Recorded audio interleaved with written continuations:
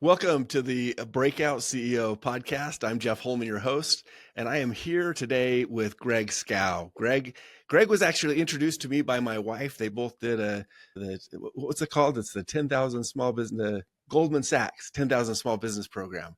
And boy, I know they love the program, but I might be the biggest recipient out of that program because I got my wife helping run the law firm.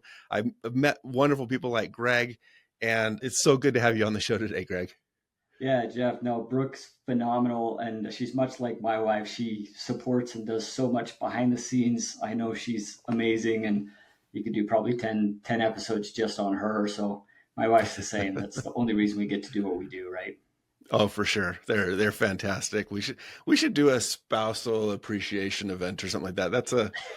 I like that idea.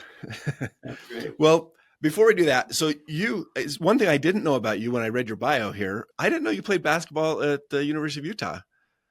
Oh, well, I practiced with the University of Utah. I got into a few games. I was a Nice. walk-on back during the Rick Majerus years. Are And you trying to so make it sound like you didn't play? Because that sounds like you played. I played it well. My claim to fame, Jeff, is I got into a game and I shot a three and I made it. And I quickly retired from the game with 100% shooting. There you So go. Very nice. That's 1-3 more than me or a lot of other people I've ever had. So it was an amazing experience. And talk about learning leadership. Sports is one of the best places to learn it. And, learning from Coach Majerus and many others. Great, good things you want to do, things maybe you don't want to do, but just a phenomenal crash course in leadership. So it was awesome. that's so cool. Very cool.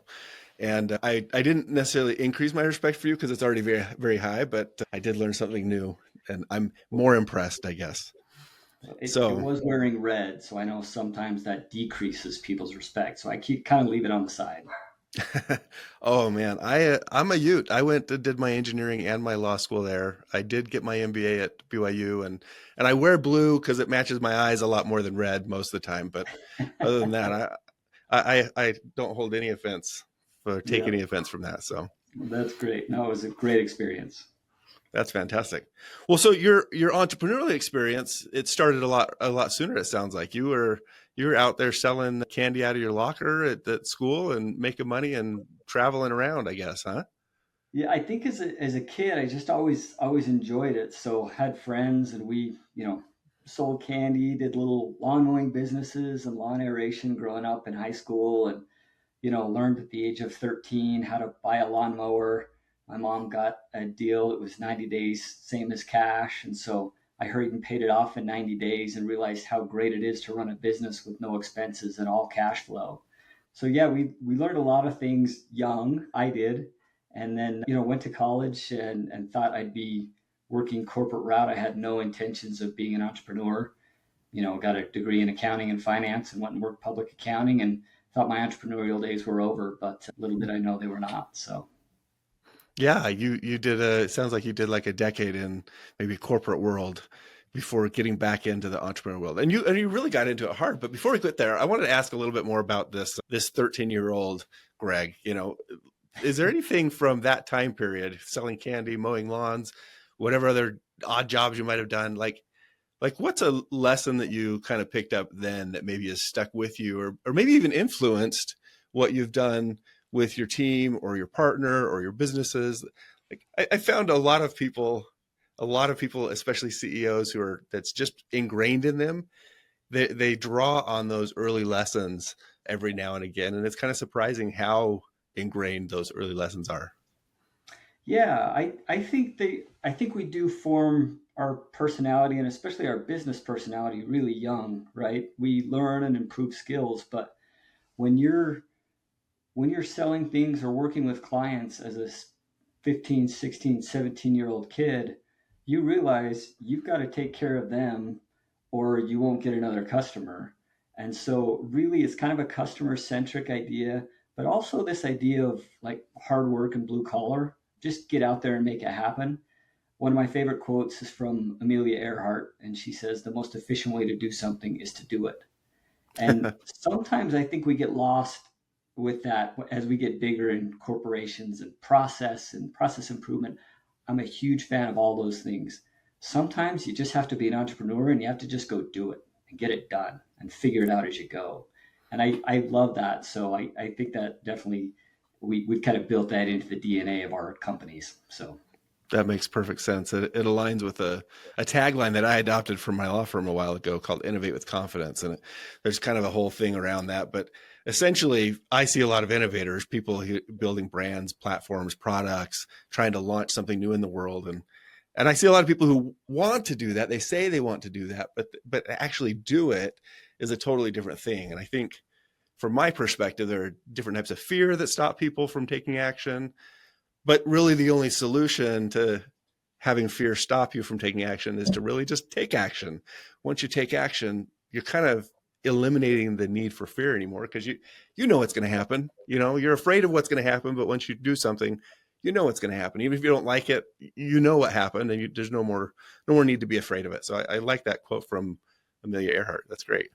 yeah, no, I think that's exactly right. Is I'd rather deal with the known and have it be a problem than deal with the unknown that you just don't know because you never tried or never went down the path.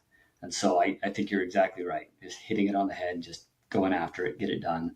And you're going to have to innovate on the way, and you know that. So let's just go and Yeah. get the process started. Yep. So was there anything, because I know later, I think we're going to talk about a little bit about how you've dealt with teams are really important to you early on. Again, just not going too far into this, but early on, did you have inklings of what a team meant, or did you get lessons from a good partner in the business when you were young? Where did this team mentality come from?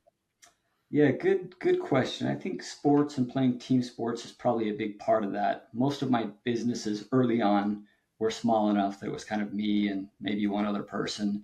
So there wasn't a whole lot of team aspect to the original businesses. But sports, if you have any kind of success in any team sports, you know how critical it is that, hey, I'm the point guard and I may not score, but if I get him an open shot and he gets the assist, he's more engaged, the team wins. I don't get the accolades and I don't care because all I care about is the win. And you learn how to sacrifice. We had a player on our team who was our rebounder. He was our hustle guy. And he didn't get many shots. He had to create his own, but he was such a team player. And you just see that over and over in sports. And so now trying to integrate that in with teams and businesses and realizing, look, we can't get there alone. We have to work together to build this the way we want. And it's super fun when you succeed. There's the quote that says, if you want to go somewhere fast, go it alone. If you want to go far, go with a team. And we see that every single day in our companies. So it's absolutely critical. Yeah, that's I'm one of the things that I'm only, maybe 9 or 10 episodes into recording for this podcast. And I have to say that one of the things that shocked me the most, aside from how impressive so many people are with these backgrounds and early entrepreneurship on, opportunities, things like that, it is almost everyone to a T comes back to this aspect of team, building up people, focusing on culture. So I'm not surprised to hear you say that, but maybe that's because I've just heard 8 or 9 other people before you say the same thing. So it's a theme that we're gonna have to develop out on the podcast a little bit more. And I'm saying that just for my own benefit as much as anybody else in the audience. So Yeah. I'm Well, I'll throw one more story out there, Jeff, because it's kind of informative. And this is I've heard, your podcasts and things are great. Our businesses are very different. We're not software, we're not private equity, but here's what I mean. We're a little counterintuitive. I had a great business mentor when I first started out. hmm, Someone I respected deeply, knows business, knows people, treats people great. And he said, Greg, if you're going to go the entrepreneurial route, really think about it because if you can go it alone, you should never get a partner. And I listened and I took it in and I understood everything he was saying and I promptly ignored it and went the other way because I knew what I wanted to build was something with someone I love to work with, someone I love to, grow together with, someone a sounding board, and I knew I didn't want to build it alone. And hmm, so lots of times we talk about mentorship and getting shown the way in the path, and yeah. sometimes that means we have to ignore that too and know what's right for us and our business, right? Yeah. Oh, for sure. Making the right decision for your situation. I mean, that's what strategy is all about, right? I talked to a lot of business about their business strategy and how their IP or their patents or trademarks or how the legal side of things fit into that business strategy. And it does. It's so individual. You can't, anybody who's ever out there saying, I have a strategy, join my course and learn my strategy. It's like, well, that's fine, but your strategy is not my strategy, and my strategy is not his strategy or her strategy. And so, to your point, I agree 100%. Mentors, a lot of people who are mentoring, they're mentoring because they've been successful. They've been successful because they've overcome these bad experiences or good experiences or both. And I know a lot of, I've seen behind the curtain in a lot of these businesses, a lot of people have bad partnership, legal interactions that lead them to that exact conclusion. Don't do Yep. a partner, whatever you can do. Never want to do it again. And to their credit for their experience, that's probably the right decision for them, right? Right. But how did you know that it wasn't the right decision for you? Just from the team efforts that you'd had, or the type of business you wanted to build, or you know, because it's something to have a mentor and then say, I really appreciate what you say. I'm going to go a different direction.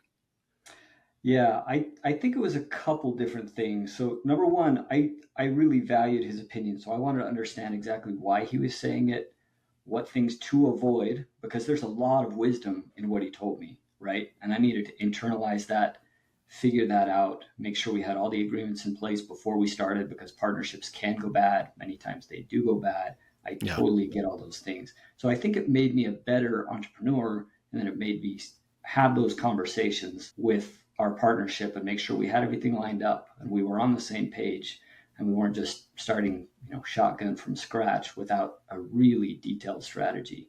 And that said, you'll hear this a lot from entrepreneurs. It's lonely at the top, right? It's a tough road. It's really hard. And at some point, your wife gets sick of talking to you about it. And so you really need like a friend and someone you can really build that with. And I've been really lucky with the partner I chose. He's been a good friend from middle school. We played sports together. High school, we played against each other. We went and played in national championships when we were young and 3-on-3 round ball ruckus, hoop it up type tournaments. And yeah, we just had a blast. But he's also on the East Coast and I'm here. And so we're not in the same room a lot, but we just work so well together. And I think we've both worked really hard at it, but we had a very clear vision from the get go. And I think, ironically, my mentor's advice really helped with that. So, set you up for success, even though the exact action was different from the advice, huh? right.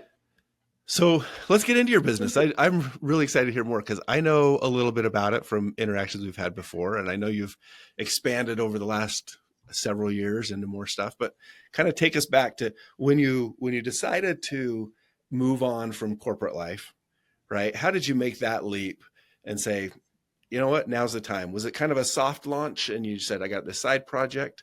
Or was it like, hey, I'm out of here. Tomorrow I'm doing something new? Good question. I guess it was a little of both. And so I had a little side hustle going on. One of my friends went to college and we bought some vending machines up at university in Idaho Mm-hmm. and kind of had this little side hustle. Again, blue collar, very simple business, but filling vending machines, changing it out, putting a new product. And when he left school, he decided he was ready to get out. And I said, hey, let me buy your machines. And so I partnered with my current partner, Mike. And so we just kind of had that on the side. And I was planning on going the corporate route, worked public accounting for a while, worked at a hedge fund for a long time, loved it, enjoyed going to battle in the markets every day with some of the best investors in the world. Super fun. There's no more competitive game than the markets. So that was Yeah. really enjoyable. But that said, it was pretty clear that that road was ending at some point. And entrepreneurial itch, I just couldn't scratch it all the way. And so I called up my partner and said, hey, I think I'm ready to do this full time. What do you How say we long? grow? How long? How long have you guys been partners at that point? Because it sounds like this started back in maybe college and went on for a long time. Had you been together that whole time? Yeah, we had. So, I mean, it was a couple of vending machines. It's nothing extravagant, right? A couple of vending machines, 8 years in. I just Yeah. sent him checks and we talked about the business and like got a good feel for it. He was doing his MBA at Darden at the University of Virginia at the time, and stayed back east and worked for some really impressive companies, especially around process, Danaher, GE, Six Sigma, all those things. And so he was getting a view of the world that was very different than the kind of the investment world and the entrepreneurial world I was seeing. He was seeing it at the corporate level, at the top echelons of business. So it was really fun education for both of us, I think, to kind of bounce ideas back and forth. So probably 8 years before we decided to launch full time. Probably very complimentary experiences. Did you guys both go in together? Was it like, hey, I'm ready to go. You know what? Me too. Let's just launch, or did you? How did that Uh, work? he joined full time later, so he stayed in corporate for a good 5 or 6 years after Okay. that. And so I launched here in Utah. We bought a few businesses.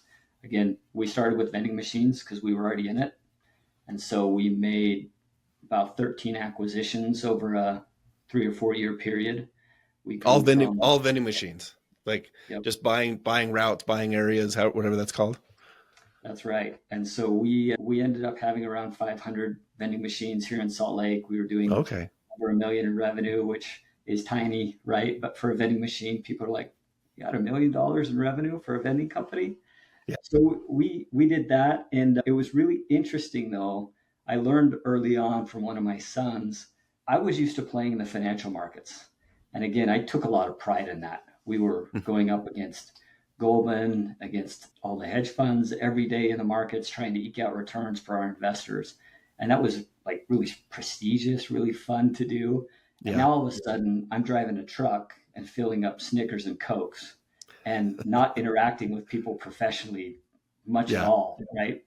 And I overheard my son, I think he was in kindergarten or first grade at the time, talking to one of his friends saying, "Yeah, my dad sells Snickers and Cokes," like it was the coolest job ever. And I realized it's not about the prestige. It's about, building businesses the right way. And so we have kind of a collection of non-sexy businesses, but they work great, and we invest in our people, and our people make it work. And so I learned that early on, that it's not about the prestige or the ego. It's about the people. Yeah. Well, you used a key phrase there that I think has gained a lot of popularity recently, and maybe there's a lot of myth around it too. But this concept of non-sexy businesses, maybe vending machines, right? Or you've got some others that you're into, and you can tell more about it. But you do windows and cabinets and or cabinetry, doors, I think, and stained glass now. And the latest one was what, trailers? Is that maybe there's more since then? The last one that you and I talked about was trailers. So you call them non-sexy businesses. Is You see a lot of stuff online, LinkedIn, these groups talking about buy a boring business. It's easy. Just go in and, you know, buy it at the right price, get somebody who's retiring, and then, sit back and watch your money grow. And just do that, two or three or a dozen times and you'll be great. Am I getting the storyline right? Are you seeing the same stories out there that I am? It's a good question. I don't know what the latest fad is they're selling online, as well as, I know there's things out there. People would ask us what we did, and we had no idea what to call it. So now they put a business school term on it, ETA, entrepreneurship through acquisition, Hmm. blank check funds, things like that. We didn't know what to call it. So we kind of called it prop equity, proprietary equity. We weren't taking outside investors. We were buying companies and building them, but no one knew what prop equity was because we made the term up. Yeah. It's not private equity. It's not proprietary trading from the hedge fund world. It's prop equity. We're doing our own thing. We're building small businesses. And we came up with that term before we'd ever heard of it, buying non-sexy companies. They Yeah. worked 30 years ago. They work today, and they're still going to be around in 30 years. And in those kind of businesses, it's paramount that you execute. And Yeah. with our background, we thought this is a great fit for us. We're not going to be in some biotech incubator. We're not going to, do a software tech startup. That's for other people. And there's nothing wrong with those businesses. Those are fantastic. Sure. But that's maybe one thing I learned in the investment world is there's 15 different ways to truly make money in markets. And intellectually, I can learn every one of those 15, how they work, how to operate it, when to trade. but my personality should dictate my correct trading style or investment style, right? If I'm counterintuitive, if I'm a long term thinker, if I'm short term, my personality has to drive how I invest. And it's the same way when we're building businesses. We build our businesses very different than most people, but we know it fits for us. And so that's how we've decided to grow. And non sexy is a piece of that. So, And back into this idea of kind of unique strategies for the who you are, where you're headed, what your circumstances are, what your resources are. I love that. I want to get into kind of one of these pivotal moments, breakthrough moments, if we can. But before that, I don't want to linger on this too long. But I'm really curious. What are one or two or three of the myths that you think are out there around buying boring businesses that somebody who hasn't been down the road, who hasn't been traveling this for 10 or 15 years, might fall into if they're not aware of these kind of traps or myths? yeah, it's a good question, and maybe I'll put it this way: we got a call from our banker a couple weeks back who said, "Hey, we've got a business that we helped, one of these groups acquire. It's been about 2 years. They've driven it kind of into the ground. They're down 40% in revenues and 75% in EBITDA. We think you guys can really turn it around. You're operators. You know what you're doing. We have trust in you. Do you want to come take over this business?" And we said, "Tell us a little bit more." And they said, "Well, it's an ex-Goldman guy who bought this company, and he just doesn't know how to operate a company." And I think the problem with a lot of the pitch on those things, I think a lot of the information may be correct. That competition is less in small, non-sexy businesses for acquisition, right? Mm-hmm. I think that's probably correct. I think you need less capital to start. I think that's correct. But I think the way they're going about it is they're bringing in the wrong people. These are people who want to be private equity investors, who want to sit in a boardroom and make strategic decisions and don't want to get their hands dirty. They want the Um, passive income. that is not how this works. You have to get your hands dirty. You have to get in there and you have to build trust with your people. And at least that's how we've done it. And we've really, really enjoyed that. So I would say to those same people, I would just ask a follow up set of questions. Are you willing to get in there and get your hands dirty, work 60 hours a week? If you're not, this might not be the right fit. Yeah. If you're not willing to get greasy and put away your nice suit and shoes and wear jeans and a cutoff t-shirt and not care that you're out there with the guys throwing stuff around in the steel shop or the wood shop or installing rails for a day because somebody called in sick, like that's how we've done it. Again, very different from most businesses, but it's sure been fun and really rewarding for us. Yeah. And so you got to be ready and willing to sell the Snickers and the Coke. Leave your ego at the door, huh? Yep. So, well, it'll be interesting to see where that trend ends up and how many people. I'm sure there are going to be a lot of people who find success. I always wonder if it's the gurus, teaching the courses that are also finding success, or if they're more successful with the courses than they are being the operators, like you're doing, you and your partner. So, Yeah. well, let's jump into like a pivotal moment or a breakthrough moment for you. Something where, maybe there was a key inflection point in your business. Maybe it was going from one business to two businesses, or maybe it was a moment in one of your businesses where things were just stuck, plateaued, and you came to this realization, like, why are we not doing this? You've mentioned a few times kind of this counterintuitive thinking, so I wonder if that plays into it. But I'm really curious to hear, something that you ran into, either an obstacle or a plateau, and what was going on with the business and your team. How was that looking when you started to kind of recognize, we'll call it the opportunity to fix something, right, or the opportunity to break through? Is there Right. something in there that you've thought of that you can share with us?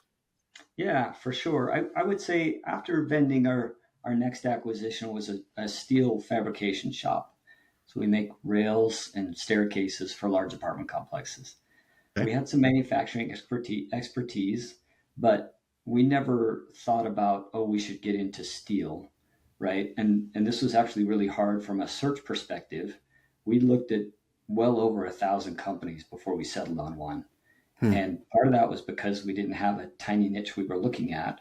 But part of it just was we wanted to make sure the first one we got right. We had to get this What did first one right. Yeah, what did that look? I mean, de-risking, that's like another concept and a theme that keeps occurring throughout these conversations. What did your team look like at the time? Or was it just you and Mike, your partner, or did you buy into a team that was, 10 people running a shop or 100 people? When you decided to buy this steel and railing shop, what was it like? Yeah, good question. So it was just Mike and I when we were out searching, and the Hmm. company we bought had 28 employees. Okay. And so we were looking to grow that and learn the business and also learn how to grow it. Usually by the time we buy the company, we've done the due diligence, we kind of have a game plan of here's two or three things we know we can improve, we know we can fix. And if Hmm. we can hit on most of that, this is going to be a great opportunity for us. And so we felt really good about the people we were buying into at that business. So 28 people. So there were around 30 people. Is that right? Yeah. Once the two of you came in, that's a size where you still know everybody, right? You still kind of, you walk through the shop, you're like, hey Joe, hey Sally, like, you know who they are. You probably see their family. What were one of the two of the things where you said, you know what, when we buy this business, if we can flip these two levers, we can probably make this into something good. Although I think with the story where it's going is you say we're going to flip these two levers, and then something else comes along, and you're like, oh, wait, we didn't plan on that, right? So Yeah, I'm for curious to hear sure. what the levers were, and then maybe what kind of derailed that, if anything. Yeah, I would say the first thing we looked at, our first problem and challenge is about 3 weeks in, we realized our head fabricator was not a good fit for us. When we buy a company, we plan to buy a healthy company and grow it better.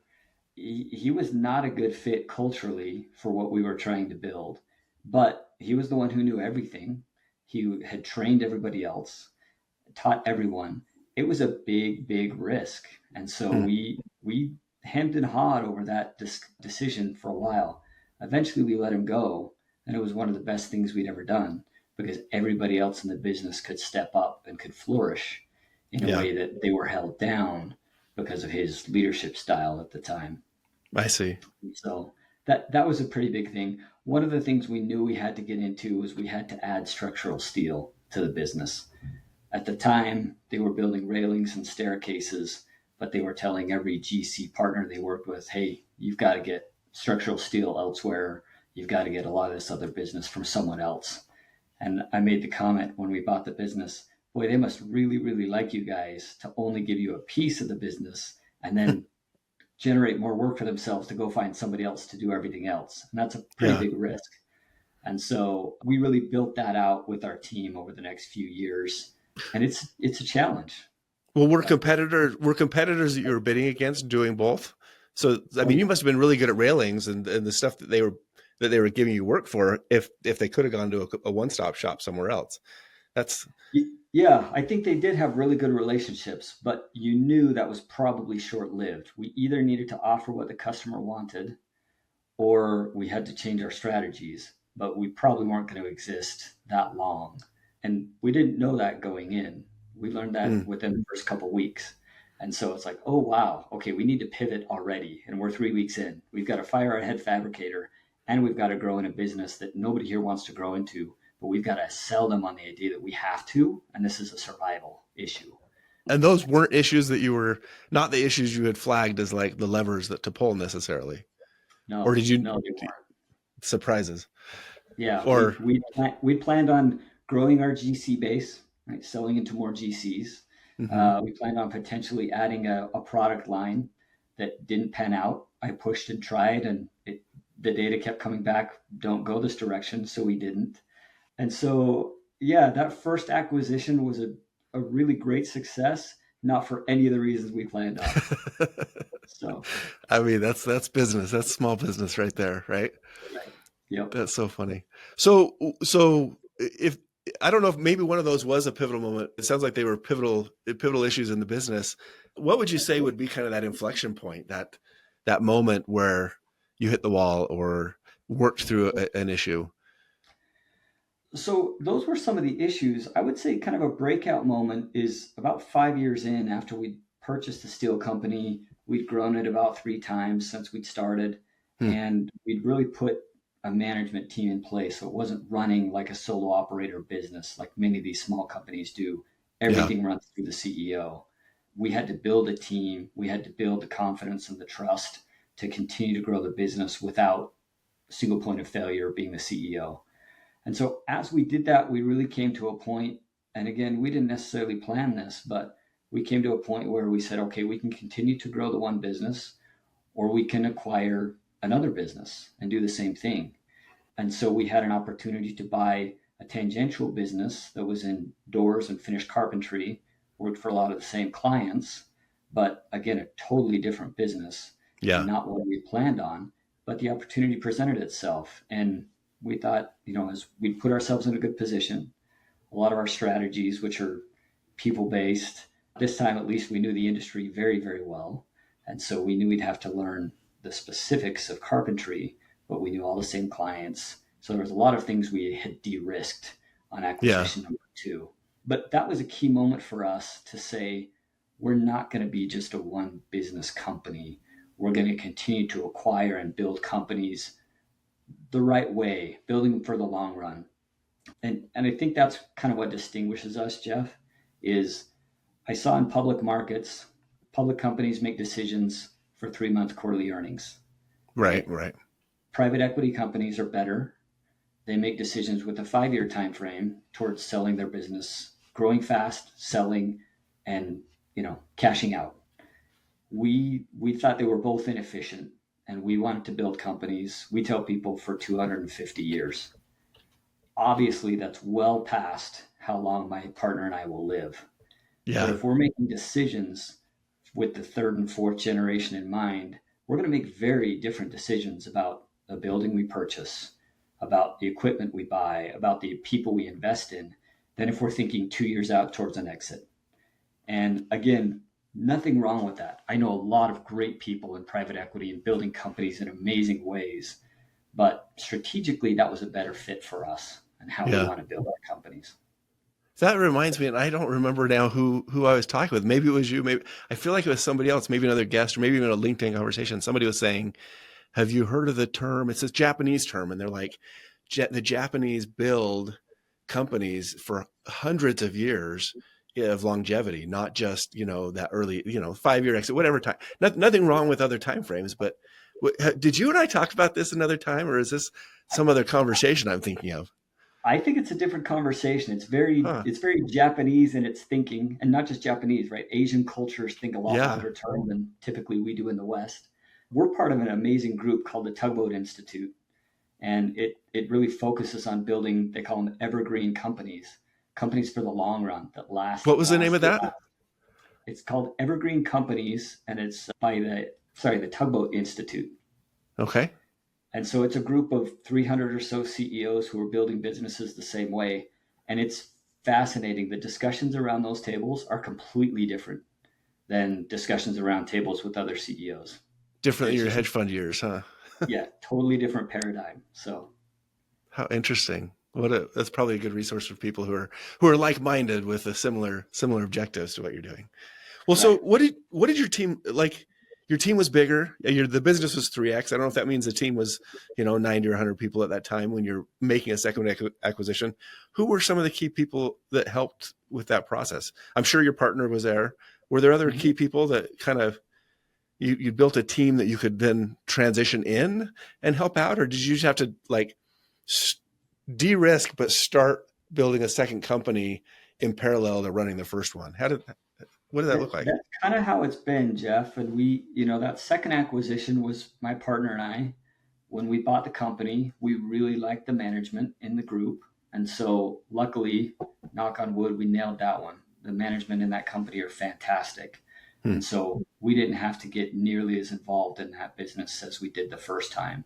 But they're doing great. And we plan to, each of our companies, we plan to stand alone. We don't work with a lot of synergies.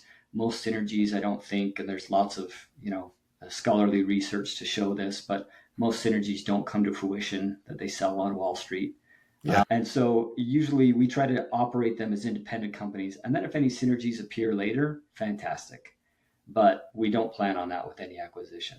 And so we were in the guts of that business working with those managers and the president of that company as well, just helping to grow that when we bought our third company and now our fourth and our fifth. And so as we continue to scale, our team does get bigger and it is easier. We now have a CFO. We've never had Mm. that in the past. And so we have someone who could just handle the finances instead of Mike and I. We have a head of HR that can handle things across the Globally. businesses, not just for an individual company. So Yeah. our team Because you, continues to scale. yeah, because you're running this as a holding company of sorts, right? With different assets under it, and so you have kind of maybe maybe not shared management, but shared, SG&A of some sort across the holding company level. So, well, I'm curious, that breakout moment, buying that second business, where did that put you? Like, were there any like unexpected gains? And you're like, oh my gosh, this is like the management was better than we thought. Like, how did that kind of propel you from having right sized and tripled what the first business to buying a second, and then like what's the trajectory shift that created for you? It really, I mean, you hear all businesses and you look at all their charts and it's kind of hockey stick growth. But what that second acquisition did was it gave us the confidence that the first one wasn't just luck. We can continue to scale this. And while we bought the second one, we had a third one under LOI. And we Hmm. were thinking we can't buy two at the same time. But timeframes worked out that 6 months later we bought the third company, which was Willett Stained Glass Studios. They do stained glass nationwide, basically telling people's story through a beautiful art of glass. Oh, And it's such a fun business to be involved in. But when you walk in on day one and everyone says, well, what experience do you have in stained glass? And we say, zero. And all the chins hit the floor. And then you tell the rest of the story and say, but that's okay because we have lots of experts here in the business. We will learn it as fast as humanly possible and give us 3 months and we're going to be pretty darn good at this company. And here's what we know so far. Here's where you're positioned. Here's where we need to grow. Here's how we're going to build you as a team. And so all of a sudden it's like, oh, they do know what they're doing. They just haven't applied it in stained glass yet. Got it. And yeah, so yeah, it's fun to watch that the light turn on in people's eyes as that conversation shifts. We're very transparent about we don't know stained glass yet. We're going to, but here's our plan. So that's cool. That's the confidence you get from taking action, right? From the two times that you'd already acquired and run the businesses, or at least the one time, we'll call it one and a half by the time you acquired the stained glass, right, right? right. So that's pretty cool. That's Greg. I'm so appreciative of you sharing this with me and with our audience. It's always been just immensely satisfying to talk with you about this type of stuff. And I know that a lot of people in our audience are also they're going through these same things, right? They're trying to acquire a business, or they're trying to fix the culture, or maybe they're dealing with that employee that they've got to handle and figure out, do we keep them or not? And they might not be doing it in the same order that you've done it in, but they're doing it in an order, and they're going to run into a lot of the same things. So it's really valuable for all of us to hear these types of things that you're sharing. Yeah, go I ahead. appreciate it. Yeah, I appreciate it. You're phenomenal. I know you're a great advisor to many of us in the business space, and you do a great job. And it's always fun to talk with. I always say I love to talk with smart people doing smart things. So it's always fun to be on with you. Yeah, that's good. If you had some parting wisdom for scaling CEO, somebody who's they might not be building a brand or platform or whatever, they might be building a boring business. What type of advice would you give them? One of my favorite people is Charlie Munger, who passed away a few years ago. And as he passed away, I've read a lot more of what he and Buffett talked about, which I think are really wise tenets. And one thing Charlie Munger always said was, "Show me the incentive, and I'll show you the outcome." And I think that's true not just for our employees, but also for us as business owners. I know I wouldn't run the kind of business I want to if I was looking for a 3-year exit, Hmm. right? I can't expect my people to act one way when I, as the CEO, am acting a different way. I'm ready to cash out. as fast as I can. And so I like that our business strategy aligns with who we are, and that can then translate down to our people. We always talk about we like to grow businesses, but we love growing people more. And I think that's kind of my parting message is just enjoy the ride. Get on the bus with people you love to build with and just enjoy the ride. So we have a blast doing it, and it's hard. It's tough, but it's really fun.